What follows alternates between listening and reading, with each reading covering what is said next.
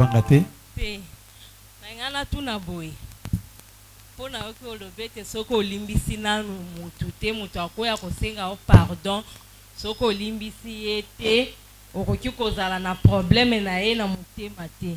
Par exemple boko zala nazaki na problème na ndeko na nga na yebi ete ndeko na nga yo tobebanaka na ye na place boy omoni bobongisi na ye te toza bato moko tobanda kovivre ensemble tosekaka omoni ka bozongeli kaka problème wana okomona ka lokola mutu wana azokota na makambo na yo azolinga yeba oliaki nini obimaki ndenge nini osalaki nini yo poso yebi deja ete mutu oyo akotelaka nga na place oyo okolinga okata relation na ye tete mutu oyo akotaka boye tokase relation wana po ba problème ezala te eza lokola mutu wana olimbisi ye oto me na motema oza na ye na problème te me oyebe tete na kase relation oyo po makambo eyaka kaka te tokata relation wana po ba problème ezala te entre nga na ye eza lokola olimbisi mutu wana obie obombi likambo wana na motema nde na nga na yeba. Amen. Maboko makasi pa lokomona kolesi masia. On m'a posé question comment okuza na mutu ndenge mutu yokango tu peux sa réponse déjà. Vraiment Bible zoloba ke est prudent comme les serpents, simple comme quoi colombe. Tant que tu vivre dans la société, Bible zoloba ke l'homme aura pour l'ennemi les gens de raison. Tokozo banguna bande kona biso. Bato famille tuza bango tozo kanate. Mais pour vivre en bango, il faut te vivre la sagesse. Toka ta relation te que toko besoin de couper ça na mbote te. Toko couper ça na mbote bien, toko kuta na nzela tozo solo là. Mais il y a une chose. Ce qui na moni que eloko yo e couper ça na libaku. Na pesa un exemple na Bible. Abraham azakina ndekunaye, mwana ndekunaye nani? Lot. Tango makambo ekomi kosimba te moyen bayoka na ezali te basalaki nini base separaki tango base séparé po muna tango côté akendaki bien que bitumbe yaka est-ce que l'autre azonga sona pas Abraham te amen amen il y a des fois amen amen il y a des fois ba station musu esenga bato ba se séparer mais eloko tozolo ba awa ezali attitude na yo na kati ya motema. Amen amen. Tango na motema na yo ozomona image na ye olobaka nini okanisaka nini. Amen amen. Yesu alobi boye luka kimia na bato nyonso soki eza possible mais des fois ezaka possible te. S'il y a la possibilité tu peux chercher la paix, mais s'il n'y a pas cette possibilité, priez pour l'ennemi. Zambé, battez-la. Nazana posana kaye en bonne santé. Azana problème te. Battez-la azana malam. Ndeko wana soki omoni ke occasion ezali ya tuko tata mbote na musika bozo pesana. Mais siko likambo lokola ye tanga ya kanandako. Abizo créer makambo oyo koko bebe ça même vie na yo. Okolinga te o permettre azon kanandako wana parce que so comprendre défaut na ye. Mukomoko na terre na lobby faut koyeba ba point faible ya bato bazo côtoyer yo. Oso yebi ke muninga wana Yesu ka ikotala yo kaka boy. Muninga ndenge nini? Ah papa uti voyage. Mbala moko akekoloba na famille mobimba mubane ya utaki voyage. Tana kwani avec ce basak. Basak wana mtu futa muni futa utika na poto. Tala biloko. Est-ce que apesi bino pe? Est-ce que akanisi bino? Ah Yesu ki aye pa na ngai izaka boy. Le but c'est au PC conseil à répéter. Jamais na kulinga susu oyo makamuso na ndako nanga. Amen amen. Soki na okiyo ye na kobana kulinga koyamba na ndako nanga te na komi ko boya parce que tango yo zoya ozo kelenga ba soki yo na moni yo kambala moko nde moni ka muto ko tira bato sama nini.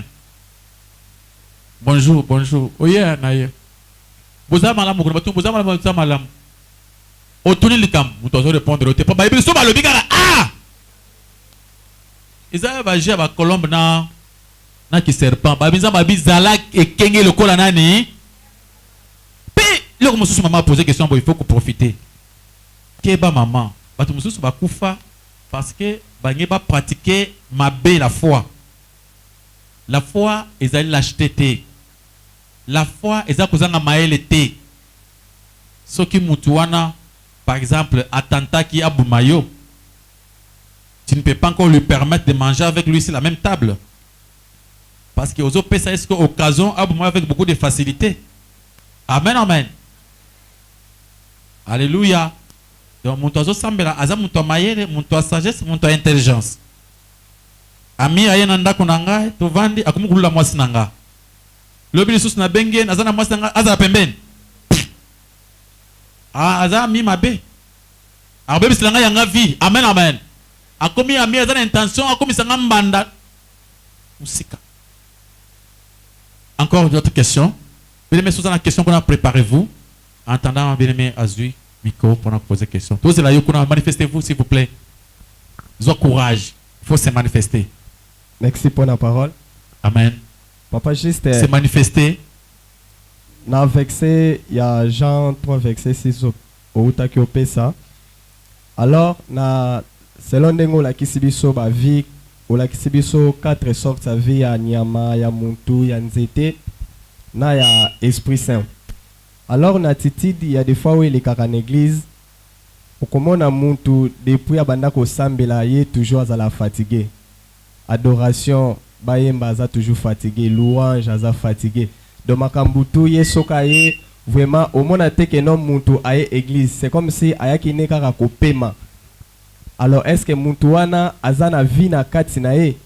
Ba misusu komona aye na église, eza place akota ne ba Facebook, akota ba WhatsApp, ba biloko moko bongo. Est-ce que muntu wana vraiment azana vie, azana classe ya vie nini ya nyama ya nzete ou bien ya muntu?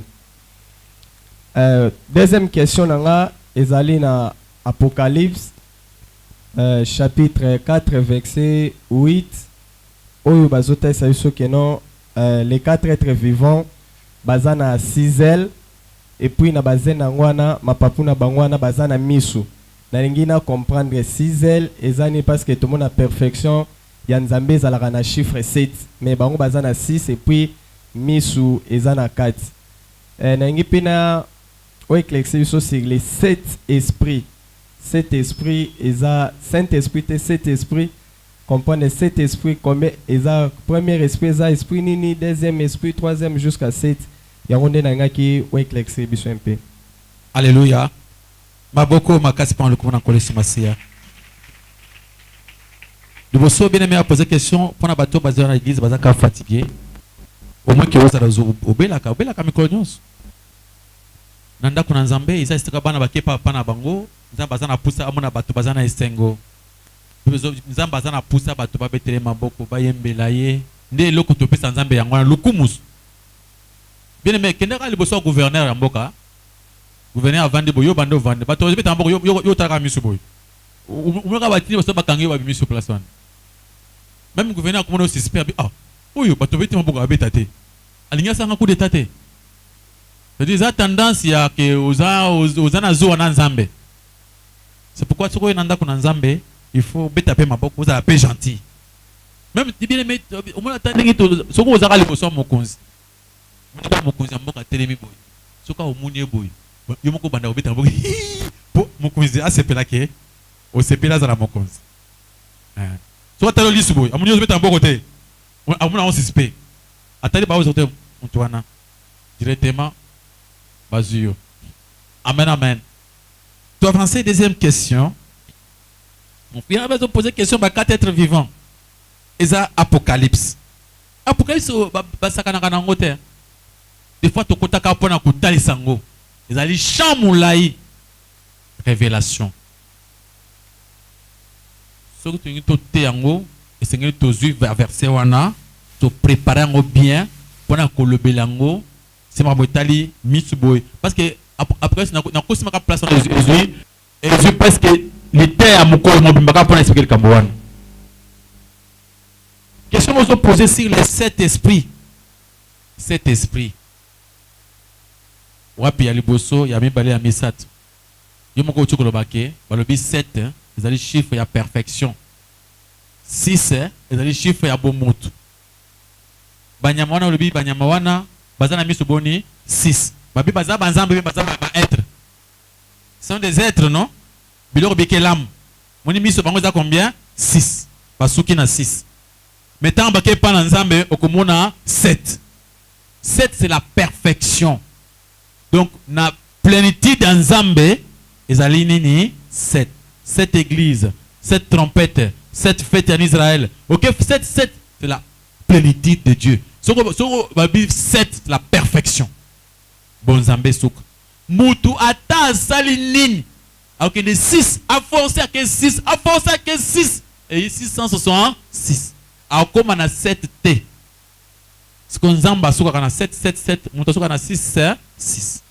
Donc ba chiffre 7, c'est-à-dire chiffre il y a plénitude, il y a bon Nzambe. Mais pour qu'on ait combien de fois? 7 fois.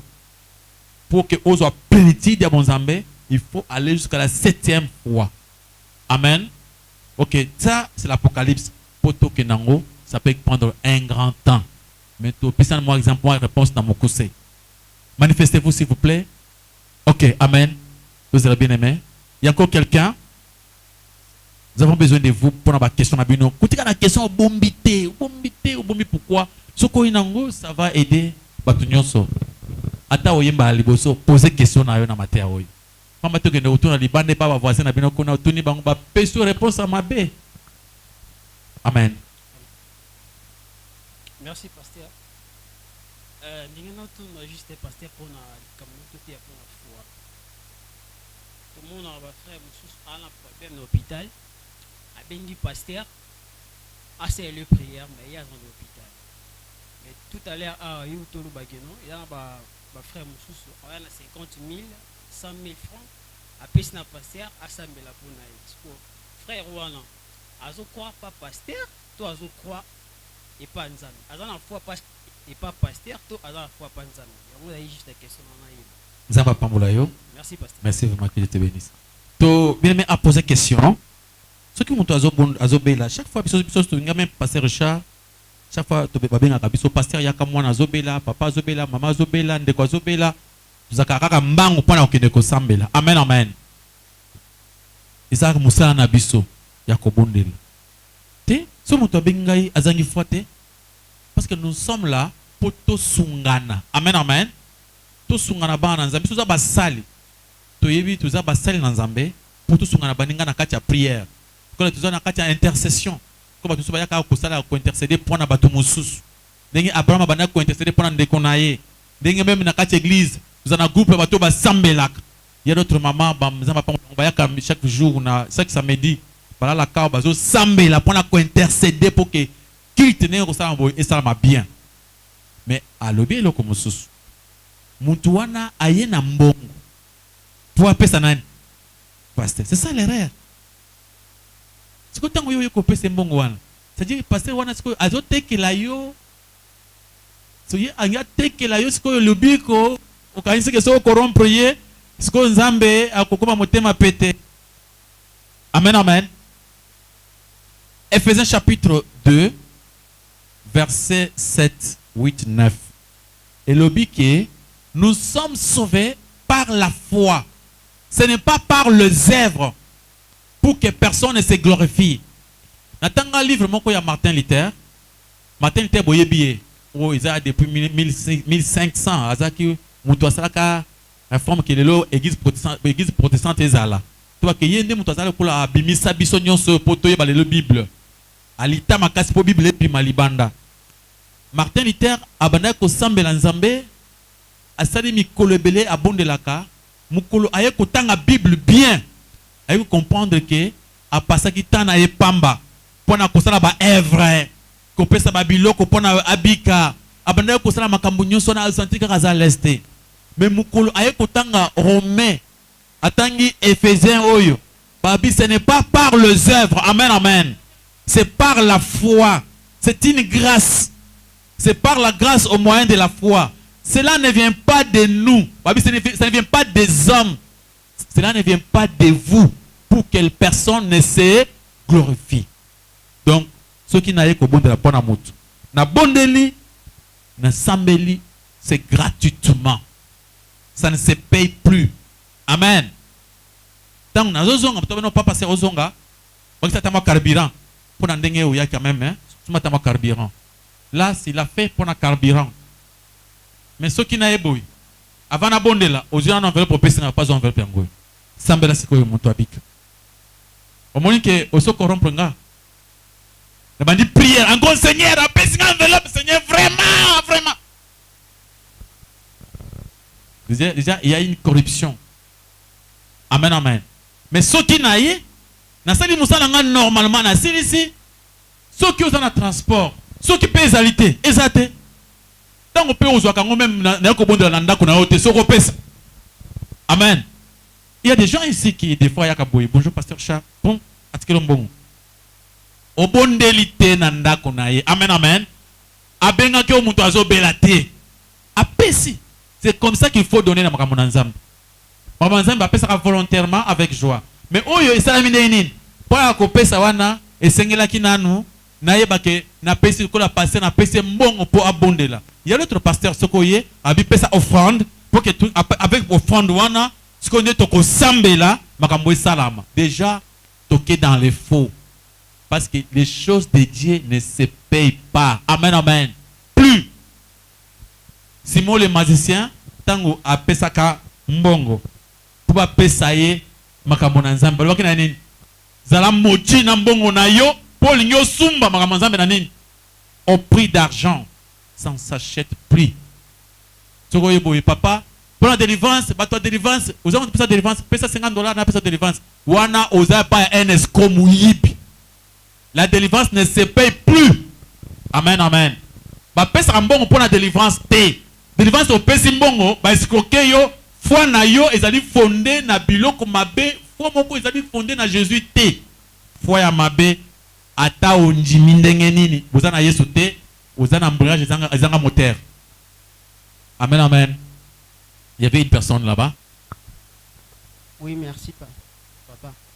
Bon, je voulais juste un peu demander la première question. Qu'est-ce que la prophétie? Deuxièmement, ça sert à quoi?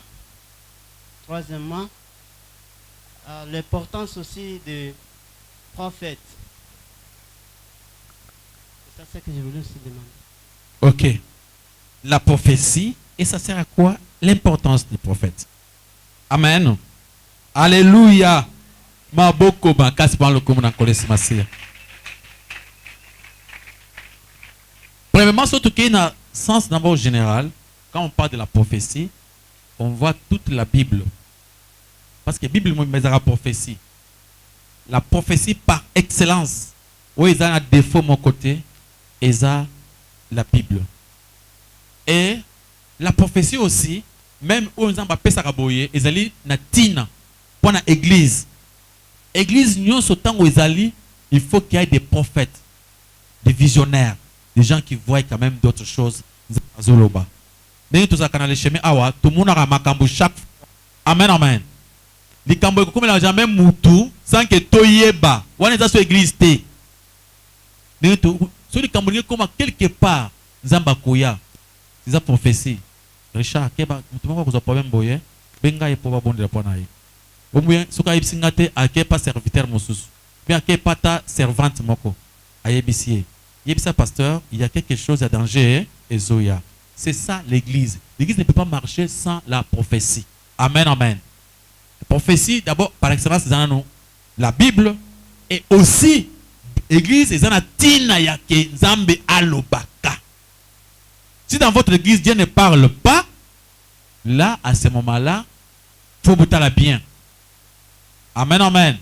Bien aimé, tout le l'église sans prophétie, sans que nzambe alobate, bien aimé, il faut tout tika. Alléluia. Maintenant, c'est que Nzambe, prophétie, le mal c'est quoi? Par la force. Dieu lui-même parle tantôt d'une manière, tantôt d'une autre.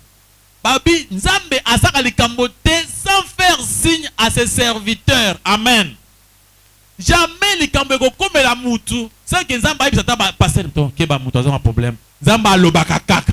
Na makambo se comme la moutou nzamba alobaki, nzamba alobaki, nzamba alobaki. Amen. C'est quoi yo? Tango yo komo nzamba vandi na ye.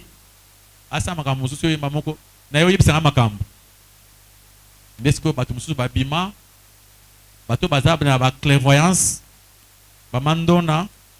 ye azali na mboka ezaka mando na vandi yo ekaba mando na ye pona tala muto ayibi biloko na ngai tala na yibi mwana nga zo nani azoloka ye. Ça c'est kimandona. Amen amen. Parce que ye azali vanda pona nyuto so ya ayibi sema kama mandona bana kufuta bango so akumile lona kisasa batu so bana kusimba batu na boko kotanga maboko bazaka susute et comme ça okepa batu wana badibiso makamona ezaboy. Sikoyo prophétie ya bongo Nzamba alobi na mukanda ya 1 Corinthiens chapitre 14 na verset 28 alobi pour ce qui est des prophètes même à l'église que 2 ou 3 prophétisent chacun à son tour que les autres jugent. Pendant tant d'abisso, il nous faut juger la prophétie. Amen. Parce que bako bambayo yango ya mabe o koko na bino muto alingo bongate. Déjà mon que professeur n'a pas problème. Il faut ezala bien juger, pambate et ko compliqué yo. Yango alobi susu la dimension les prophètes. La prophétie et l'importance des prophètes. Bien aimé, toujours traverser moment où yo prophète dans le sens général a une importance dans le sens général vraiment. Parce que nous avons dans Hébreux chapitre 1. Nathan Wakala, Dieu a parlé à nos pères à travers les prophètes. Mais aujourd'hui, Dieu parle à travers qui? Son fils. Hébreux chapitre 1 verset 1. Makambuya, ba prophète oh yaye nde mbatindi ponata na biso, ça n'existe pas. Jésus alobi, tous les prophètes ont prophétisé jusqu'à Jean. Mais à partir d'aujourd'hui, nous sommes comme des prophètes, c'est-à-dire nous avons un ministère. Dans 5 ministères, pasteur, prophète, prophète. Mais les prophètes par excellence, c'est ça qui nani, oh ya kalokola banani apôtre Paul, bango basaki ba vrai prophète. Parce que bango ba lobby ba comment. Mais aujourd'hui, vous ne pouvez pas venir ici que ngana zo na bani livre à sika. Le lobo bo bate, bo sala boite ngaya ya sikate. Et cause raté. Amen amen. C'est pourquoi ba prophète il y a dans une prophétie bazan nécessaire. Donc il y a prophétie dans cette église, ils sont nécessaires, mais il faut juger, il faut vérifier. Ils ont été natés. Amen, amen. Ma beaucoup ma casse par le commun encore les soumassi. Il y a encore quelqu'un? Ok. Que Dieu vous bénisse. Passez le micro. Ok, maman Zamba Pamolayo. Il y a encore quelqu'un? Comme ça, si vous avez un héros qui vous avez un retard, mais comment tu la montre? Ah non, l'imbi s'en vient de Benzamba Pamolayo. Vous avez la passion. Ok. Merci beaucoup, pasteur, pour la parole. Nalingana tu na mtuna à propos ya olobi ko croire na bon na bandi non na croire. Oui. Okonzi meloko. Onzi meloko mutako ya exemple mutaye panayo. Abeti koko on répondre oui. Onzimi moyambiete. C'est deux choses différentes. Bat mususu as andimie loko maintenant ayambi Jésus non ayambi Jésus comme Seigneur et Sauveur. Est-ce que ako bénéficier na vie comment dirais-je na vie en abondance ou bien ako bénéficier na ngote parce qu'il y a des gens qui andimi naye mais ayambi na nous Jésus. Est-ce que vie wana en abondance et faire partie naye pe toté? C'est juste. Amen. Maboko makasi par le commun encore les bien aimé, merci pour votre courage. C'est pour la première fois que vous êtes là mais vous avez quand même posé une très belle question. Amen. Ah, bien aimé, albi kukuar na koyamba. Mutako beta porte oyoki. Mutako iso likambo onjimi mais au salélité na sens wana. Vraiment, quand on parle de la foi, c'est-à-dire c'est faire confiance, avoir la confiance à 100%.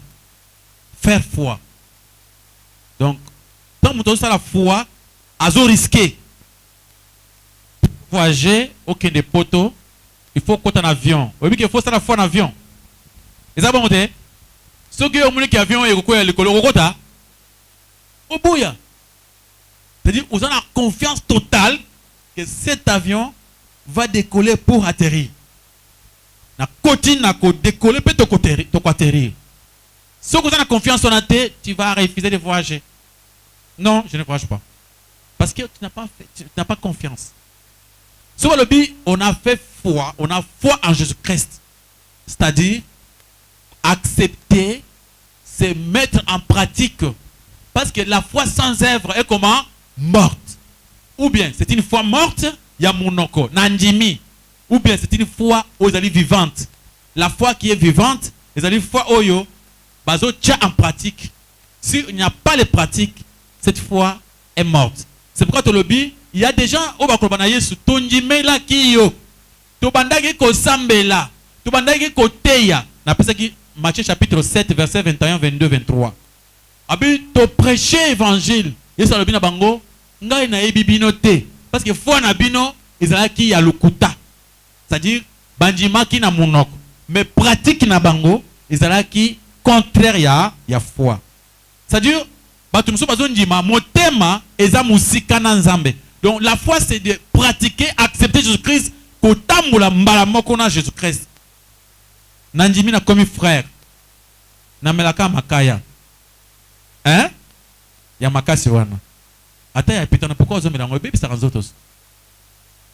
Ya pitana to mela wana. Ils ont bien ils ont détruit zoto lingate o bebi sango. Amen amen. Nandimi na komi ko bondela. Na tiki via mabete. Est-ce que Nandimi? Nandimi te? Na se repentir te.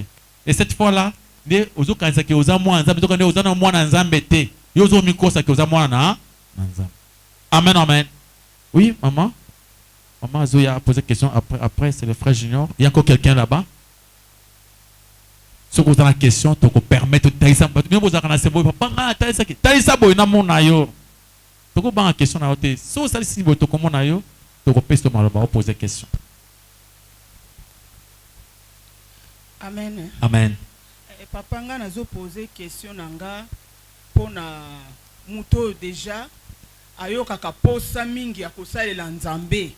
Ayoka kaposa akosalela nzambe kozala toujours l'église comme pesa na makambo na nzambe mais mabe azokoka kotika te. Muto abongo akokosala nini pona zaki na serre moko na matanga o tozaki na commune kin azoyebisanga na balaki pasteur mama mais kota la yebo auti ko bala na moi o azana zemi siko yo pasteur assez assenté bien avant après ayeko yeli boso bato azoter mais azali na posa wana ko mona frère azakana zela makasi suivi koyemba tout ça ana posa wana vraiment mais mabe akoka kotika te muto abonga koko sa nini question ngango. Amen.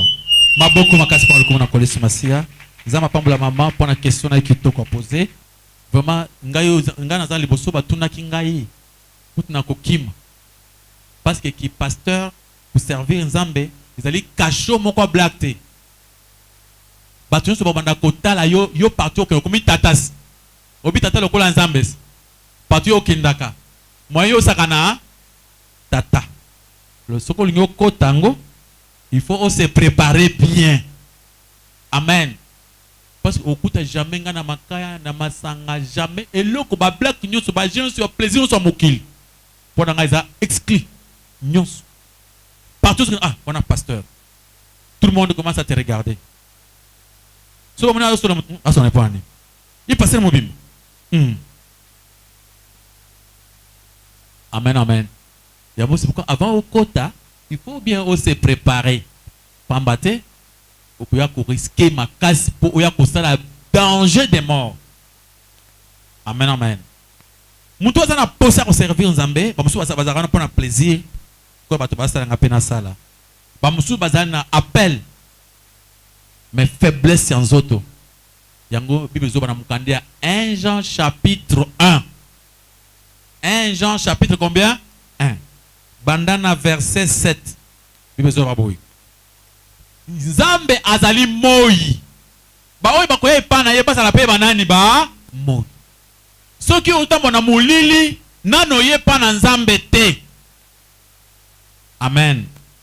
Poza na nzambe tambula na moi. Ba na verset 8. Balobi.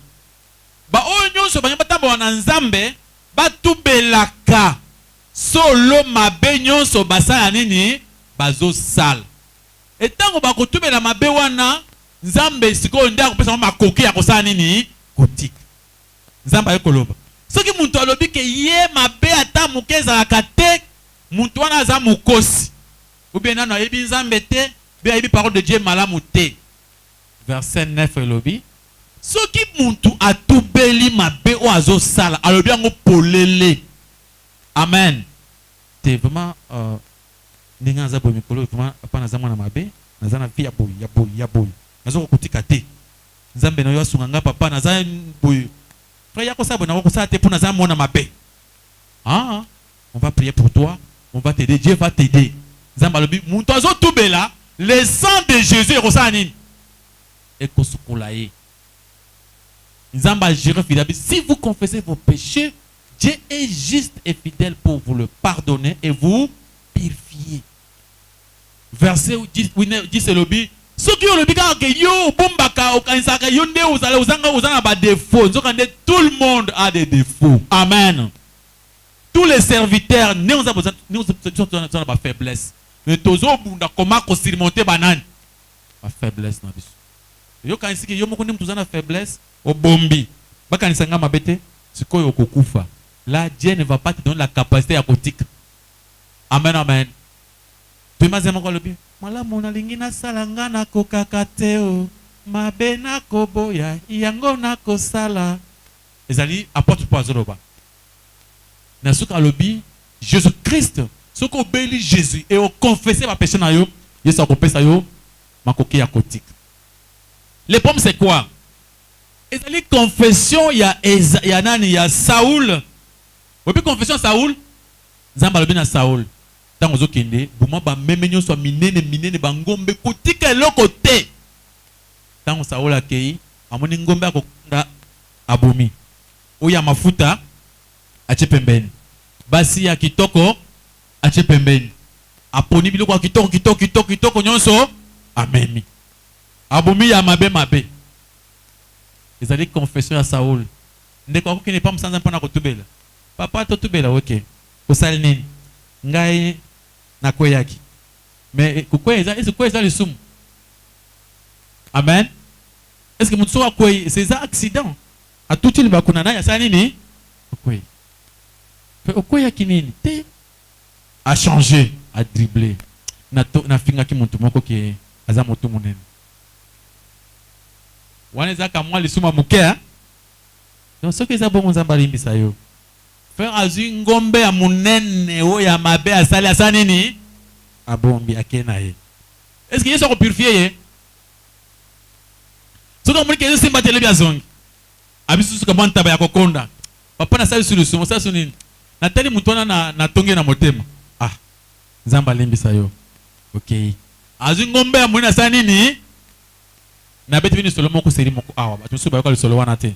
Ser moko tonda ko sambela na ye. Ser wana abando bela. Tango zo bela, on a fait toutes sortes de prières. Ma Dieu c'est la té. Ser azokonda azobela makasi. Basali prière et simbat. Quand c'est fait en volonté nzambe ke ser abela.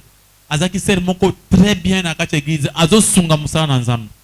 Mais certains omuni ma Dieu komi koti asuka, ser sko ay koloba. Ser azoba nini? C'est on a azaki pas grande sœur na ye. Sa grande sœur, ye mutu bana ko futé ba classe ko sala makambo nyonso. Siko ya na bango abota mwana moko ya mwasi. Ayeko bota mwana mobali. Ye azaka na ndako ya na ye. Tango ya na abota mwana mobali. Siko ya atikele bana akende musala. Abuti bota bebe wana. Tango ya abota mwana mobali wana e compliqué makasi na hôpital. Munga ngayebise ko bota lisusu te. Parce que soko bota lisusu ko simbate. Atikele kana mwana bana emi balé bébé wana garçon oyo abota ki na pasi na ya mwasi. Dès que na bana ndako mukolo moko mwana zo na kati ya ndako azopekisa mwana zo kate ake asimi mwana na bébé na kanda na bapanzi yozo kate ka ko sala sali bongo akuma tok kote mwana sana nini ebukani ya comprendre que abuki mwana kote avandi kimia mwana bandolela yaya ye mwana zo le nini yaya zo comprendre bandoki na musala zo la kaboy mwana leli ti 9 jours il y a traitement na ba docteur ba comprendre ma mozo le kate ti mwana sani ni akufi ya tika na mwana moko pasa obota mwana mususu te ya na bango alingaka ye makasi na semeki na ye balingaka ye makasi parce qu'on tient ko sala bolamu c'est ba pambola kate sani ni apambola libala ya kate libala ye babale pa ti moko pe aza bien pa moko pe bien a motema malamu bakena ndeko na kati ya libala mwana zoya te ser abimi asali abimi libanda akekozwa zemi ya garçon mususu aboti mwana tant aboti mwana wana baklame malamu ser aboti tout ça ça va après wana mwana bandi kokola aboti mwana mususu te 11 ans plus tard ser abandi obela tango abeli batuni ye makambo azowanga na zowangana mukolo oyo azotubela eza mukolo ke komi trop tard tango asima kotubela akufi bien aimé yaya ake matanga te semeki na ye ake matanga te mobali na ye esali nini ake matanga te po abiseke mwana wana oyo olingaka wana aza yo te oza papa na ye te alleluya alleluya totika makambo ya yo obota bana misatu tango ozalaki libanda bokutana na libala na moninga obota bana boni amen to kuvanda na libala bien nakutana mwa sepsan ke na bota bana misatu libanda moko mwana moko bien bana mibale nzoka ndi azana bango misatu nga tana sana bote ya manga yanga ata baza 7 8 to sangisi to boko di bana biso titi bana bakoli après ce qui 20 ans na muni mwana moko azwa na ka mama na yazuluka o mama kingani na ndenge nini c'est ma mama mama na yo na kumuna mwaso nani omundinga lobia ata bolamu nyonso ye boyoka na ye kumuna nani ndo soki lobela muninga vérité amen nga ndenge naza boye nauti boye nazalaki boye pamba te mukolo bakoyeba yango ekobuma yo nde bozwa epa na Jésus Christ bopombi ba secret belé oza assassin makina maboko bulungi ba bato basi bato bazemi yo mwana mwasi assassin obuma bato motema mabeko kana ba assassin ya butu assassin ya butu abumaka azobuma nani azo abumi mutu aye akekokota na ndako mutu aye bite azana pusa na mbongo soko la mukindi abumi yo eza bongo mais yo mwana na yo moko mama na bino atike okoli yo mwana na yo moko bumiye oza piske na assassin Yesu bolingo Yesu azana bolingo pona ote tubela tu peux devenir musala nzambe munene ekosimba te suka suka okokwea kaka na ndenge ya mabe po bandela kutubela nyonso. C'est pourquoi il faut bien confesser ses péchés. Acte chapitre 19 verset 19 balobi ba o nyonso banda koya epa na nzambe banda kutubela. Amen amen. Makambo tuzuma na mikolo yo papa lali na se umudi bana muso ko miko ya bilongi moko na bana ya ndako mon pe bazo ile nini obiki utikile batu likambo ko le bien te boko le est-ce ba ko le susu o banane bana yes kaka yo nani kasi omoni biso déjà est-ce que vraiment utiki batu na condition bongo na mutu mawazaki na mpona sana nini abi akofia zolo azaki ndoki oso mwana ndenge wana moi ça yo yale la comme nani. Donc c'est pourquoi il faut pas cacher des choses. Amen amen. Il faut koloba basilika te nzamba yo kitango lobi nzamba kwede yo. Amen amen. Nzamba eda batu mabe koleka abikisa bango bakoma batu nzambe yo kutu zana yo mabete. Amen amen. Faut pas kubomba makambo o zangiti na kubomba. Il y avait une personne ici. Ok. Le lot on a souvent batebele bazo kansaka que ceux qui a zindi na mai nde wana ceux qui liwa écouter lelo c'est kakota lola. To pas kota paradis. Bien sûr que signe ya mai est vraiment important tant que yamba nzambe na kati vie na biso. Mais ngani ngena yeba vraiment le vrai baptême mes amis. Est-ce que essengeli kaka muta zinda na mai? C'est vrai que c'est important. Alors ce qui arrive que mutu déjà à Sandima na Nzambe donc via masuma kimango akomoninga vraiment tambola na vie mo eza bien mais azalaka baptisé na symbole maïté. Est-ce que ceux qui lelo liwa ezuye topé fin du monde ndé toloba ndé bible lobi? Est-ce que mutona a aucun enfer topé a aucun paradis topé lola? Amen. Deuxième question na ngazabo. Mutu oyo asala ba mabebele na vie. Donc vie na vraiment amitambu sera vraiment bien té. Mais azana pasteur nae topé azana mokambi nae mais ye a préféré qu'il ne compte pas pasteur mususu oya kambaka été. Est-ce que Moutouana a pardonné ou soit a pardonné? C'est ça ma question. Maboko makasi pa le commandant Kolesi Masia. Nzamba pa moule bien-aimé frère Junior. Amen, amen. Abi, question de bosso aussi le vrai baptême. Le bosso baptême est un signe. Signe baptême est un nigne. Les alliés qui nazali mutu ya kala na ye pa na Jésus-Christ na kufi na Yesu na koti na mai likolo etikali surface nyonso na monani lisusu te na koti na kofi.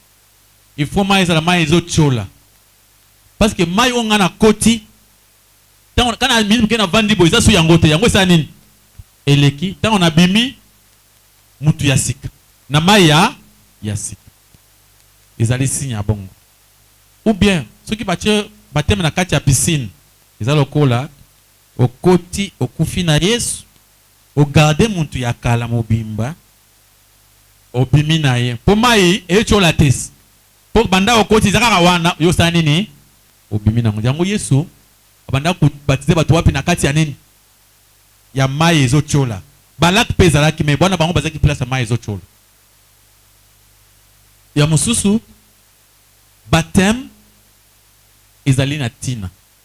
Pourquoi? Parce que ezali signe extérieur otokotali sa mutu ke mutu atasi miso bato ke na komi mwana nzambe ezali kola mutu atambolaka na bible bamona ke mutu akoma ko sambela bato so basambela mais alinga kosimba bible te po bakomona bakamba ko sekaye mais oyo aza mutu atalisi ouvertement mais normalement baptême ebikisaka te oyo ebikisaka ezali baptême ya régénération ya parole de Dieu muntu oyo batie na mai ngana tia bato ebele na mai bazbimisi ka ayibo ya tobele pe loko te akoti abimi azongeli jamba na kindumba na masala makasi mais bato mususu kaka ayoki parole a changé complètement aye mutu mususu ngamo na vivre ba espérance wana donc mai wana ezaka signe extérieur po ezana on a rapport na mamalo la te amen amen muyibi akota lola akota tana mai wana te pour mikatango andime Jésus-Christ c'est la foi qui sauve par les moyens, par la grâce au moyen de quoi? De la foi.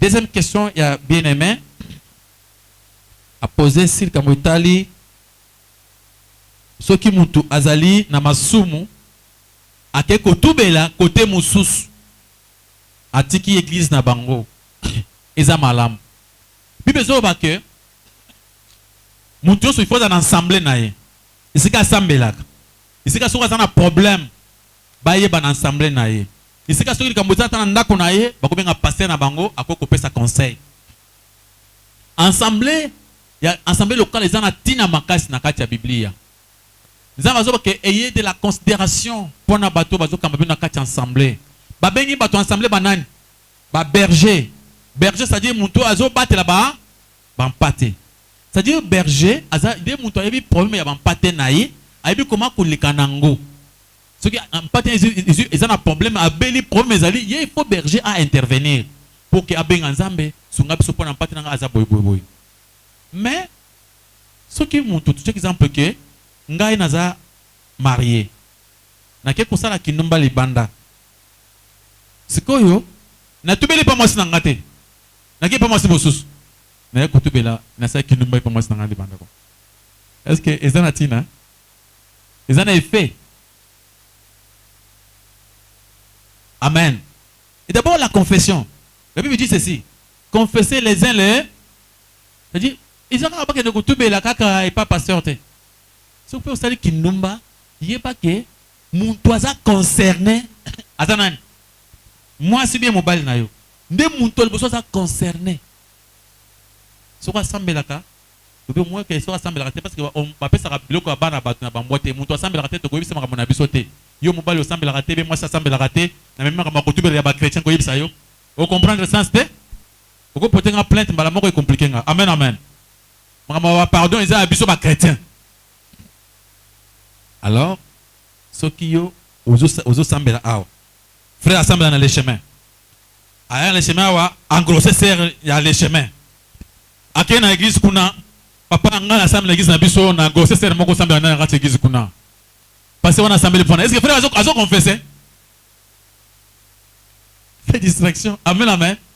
Obitango ozobanga koloba ezana masumu wana isika muso sala kangona batu batala yo parce que bato na taba moni yo boy bazana tinate eza bon te isika batu basaka mabe basaka kino batu so basaka wana ba moni déjà mais banga taba moni boy ezana petit na pété mais ezana muntu ozobanga ah ce qui passer na biso yebi ngana za serviteur wapi na donc yo faut tubela wapi le chemin il faut passer na bino yeba ke mwana na biso asalaki likambo wana ce qu'on dit à cause de la programme bien yé mikolo yo atelema wana te parce que azana problème pambate bakozwa yo batio wana pendant que ozo modéré mama ya mwana mwasi wana na papa na basala nini bakoti babi oyawa bitumbe bandi mama ko kisi sani faut pas nous faire ça amen amen faut pas nous faire ça ce que vous monique OK vous confessez côté mozusu mais au boumi église il faut confesser chez vous. Amen, amen. Si vous avez dans les chemins, on n'y marque pas passer, on a besoin de passer à solo. Si vous ne confessez pas passer, on n'y marque pas. Si vous salini. C'est-à-dire, ils ont mabé, vous savez bon. Bien aimé, yaka, après papa ya. Ma beaucoup prendre le coup en collé sur ma sia. Ils ont courage. Nico, ils ont déjà bouillé.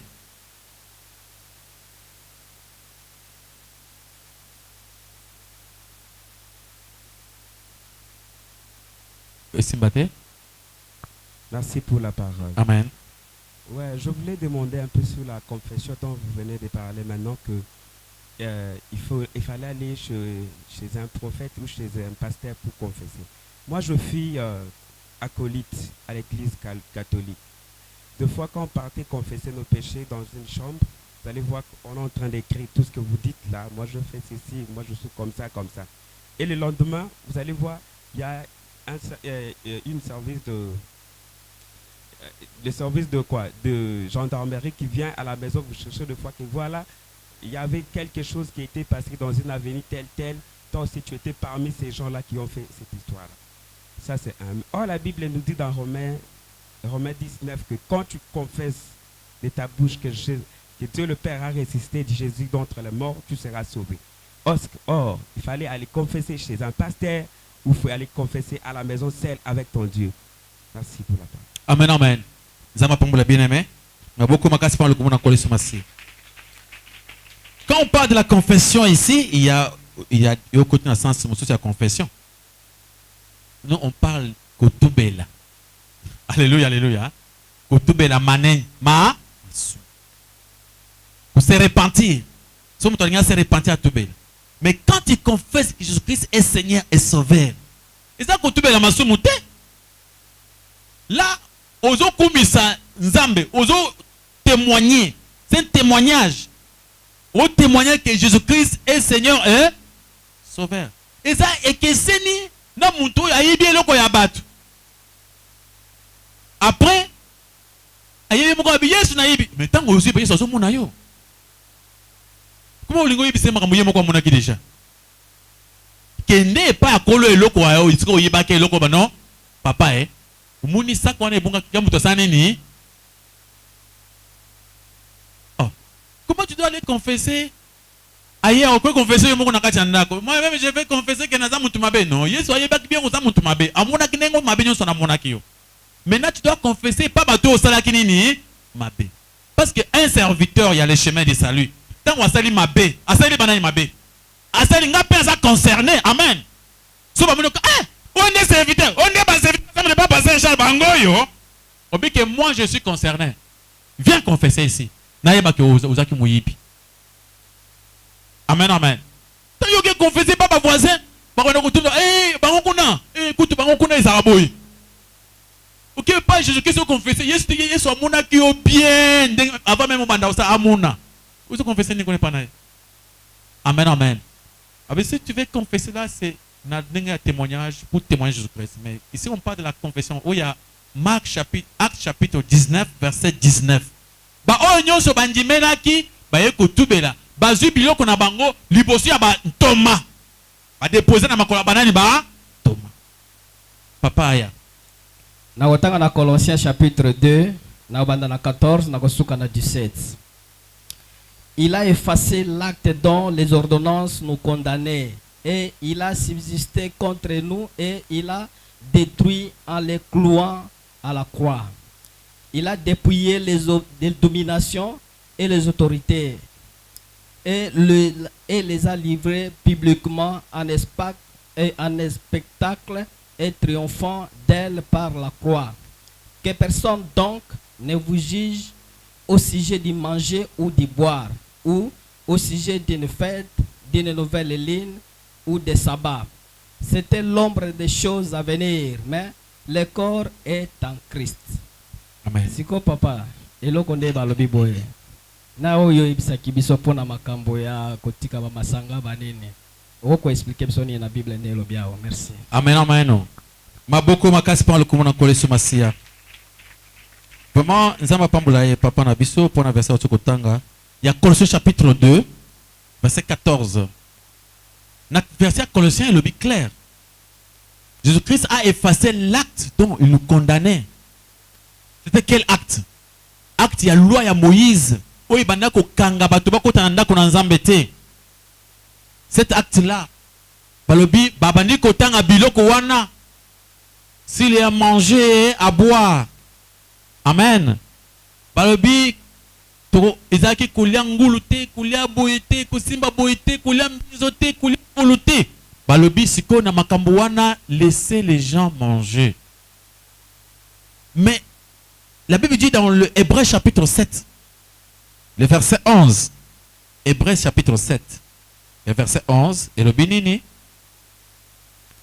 les oloba awa, balobi, si donc la perfection avait été possible par les sacerdoces lévitiques, car c'est sur cette sacerdoce qui reposait la loi donnée au peuple. Était-il encore besoin qu'il apparaît un autre sacrificateur selon l'ordre de Melchisedec et non selon l'ordre d'Aaron? Ce qui m'a wana ya ba loi wana kalezaki na tina. Et c'est ça qui na tina basa la sacerdoce mususu. Yokane bazo na verset 12. Car les sacerdoces étant changés, nécessairement aussi il y a un changement de loi. On n'a pas enlevé toutes les lois, on a fait quoi? On a fait quoi? Pour toi comprendre bien, tu es dans Matthieu 5. Matthieu chapitre 5, tu es déjà dans le verset 43. Matthieu 5, 43. Comment Jésus-Christ a dit le bas. Vous risquez de quoi que non, on peut. Ça, on souligne au sale. Vous avez appris qu'il a. Dans le verset 43, Matthieu 5. Vous avez appris qu'il a été dit, tu aimeras ton prochain et tu haïras ton ennemi. Mais moi, je vous dis, aimez vos ennemis, bénissez. C'est quelle loi? Ce n'est pas une loi. Va changer loi, non? Alléluia. Boyoka kike. Nguna. Linganani. Ndeko. Siko ngana ebisio. Oko malsusu munguna te. Oko yesu munguna te. Oko lingaye. Loi mosusu sikeye. Balongoli loi ya nene ya yakala. Amen, amen. Il y a eu un changement de loi. Il y a eu la loi d'amour. Loi à respect. Aimer ton prochain comme toi-même. Et le kolingi basa et la yoko sala nga munenga te. Ne vous enivrez pas du vin, c'est de quoi? De la débauche. Ce n'est pas bien que l'évêque Moussa Nanzambe ame la kaba masang. Tite. Vous en avez mukanda tite. Soyez sobre. Sobre. C'est-à-dire que bon me la kaba masanga te. Loi ya sikaye. Loi ya sikaye pekisi masanga. Amen, amen. Et pekisi biloko nyonso amabe. Loi ya kala ezali balungola kango ezaki koloba boy. Po kende ko sambela yaka na meme mibale opesi pasteur na masumu na yo, opesi musupo na masumu ya pasteur. Pasteur siko abumina na ya liboso na masumu na ye moko, après abumina na masumu na yo. Maintenant c'est enlevé. Ça n'existe pas. C'est que oyo balobi ba changer ba bi nouvelle ligne ba makambo ya bapa ba nouvelle ligne wana balunguli ba fête nyonso ba bi wana kutu na tina te. C'est pourquoi balobi wana makambo ya ba saba eza susté. Mais makambo ya masanga balobi mutu ya nzambe atika nini? Amen, amen. Atika nini? Babi boza ba temple a molimo mo santu. Okoki ko na molimo mo santu tena molimo ya kindumba. Alléluia, alléluia. Ça c'est le Nouveau Testament, le nouveau baloi esika et pekisi impudicité. Nakalisa ki boye, yeso lobi boye. Boyo kaki. Soko tali mwasi oluliye, osali kindumba. Soko ozi obimina mwasi abatu, osali kindumba. Mais ngana lobi. Oya akotala ka mwasi abatu na misu mabe. Okilo esika. Donc banda ko mi pekisa tango tali ka mutu boyo ngoka semisu mabe. Nakosala kindumba te. Wana kana makanisi kaka déjà oboyango. Amen, amen. Babi liboso ezalaki kaka kutu soko salango. Mais soko kutu za mamo sala te. Kaka soko wanu kanisa kama mabe ukanisi yeso abi mamoko impudique. C'est pourquoi moi que loi échange. Amen, amen. Balunguli yango te, bapekisi masanga, bapekisi kindumba, bapekisi nyoso wana Yesu yemoko apekisi yango. Soko tozolanda yasika. Yasika kutu eza makasi ya kala. Mais yakala ka eza mambo kolia ba biloko ndengo wana. C'est ce qui se passe ici. Alléluia.